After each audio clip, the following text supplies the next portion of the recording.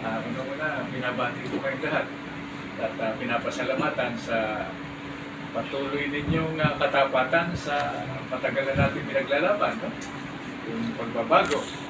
At paulit-ulit nating sinasabi ito, ginagawa natin ito hindi para sa ating sarili, kundi para sa susunod na henerasyon ng mga national at global leaders natin, yung ating mga anak at mga apo. Mga apo na. So binabati ko rin yung inyong Board of Trustees, yung inyong National President, National Chairman, at kayong lahat. Dahil hindi naman ito paramihan ng bilang di ba? Sa katagalan ng panahon, sa hirap ng ginagawa natin tungo sa tunay na pagbabago, marami talagang napapagod, di ba? Napapagod, nagsasawa. Diba? So, ngayon, sa haba ng panahon, mas nakilala na natin yung sarili natin at yung mga nakasama natin sa pagkakit.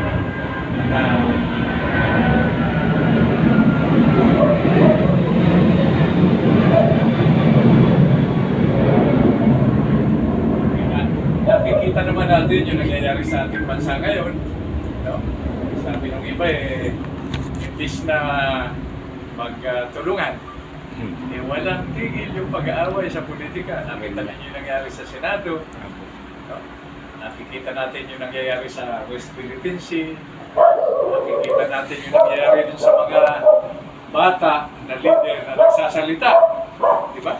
Hindi ba nakakatuwa na dati tayo-tayo lang, ngayon marami ng bata na nagsasalita.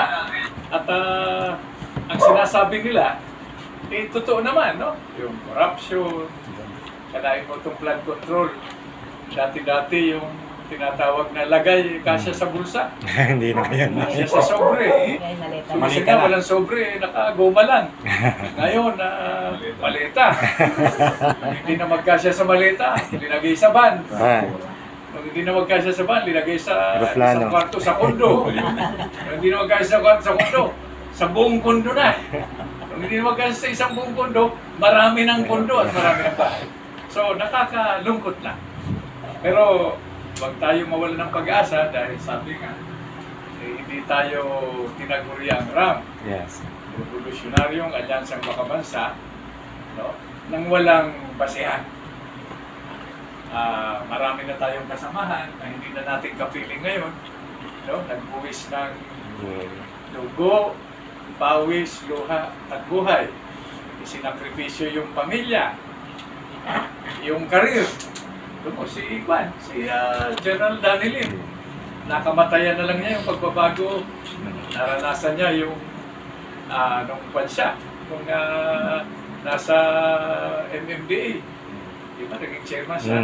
Si Captain Boy Maligali. Nandito si Mami, di ba? So, ilan lang sila sa mga kasamahan natin na ibinigay lahat. Sino tayo para hindi tularan yung halimbawa na ipinakita nila sa atin. Ngayon, napabasa naman natin, nanonood tayo ng TV, huwag tayo mawala ng pag-asa dahil masyadong malaki ang nakataya at nakasalalay dito. Imagine ninyo, kung pabayaan natin ito at sabihin natin, iba naman, nakakapagod to. Ang laki ng kakulangan natin sa suporta, pero kailangan magpursige tayo dahil para sa mga anak na natin ito.